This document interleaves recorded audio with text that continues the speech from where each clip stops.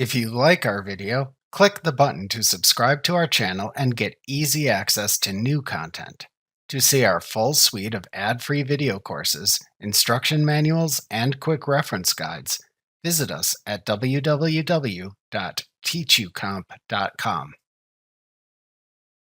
To print a chart that is embedded in an Excel worksheet without printing the rest of the worksheet, select the chart or one of its chart elements first.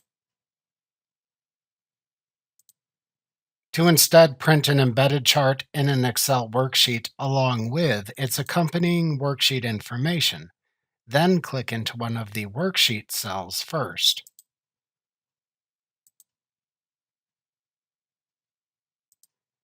To print a chart that is on its own page in Excel, just select the worksheet containing the chart. After making your selection, then click the File tab in the ribbon, then click the Print command at the left side of the Backstage view.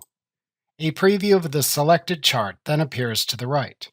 You can then click the Print button to print the selected chart.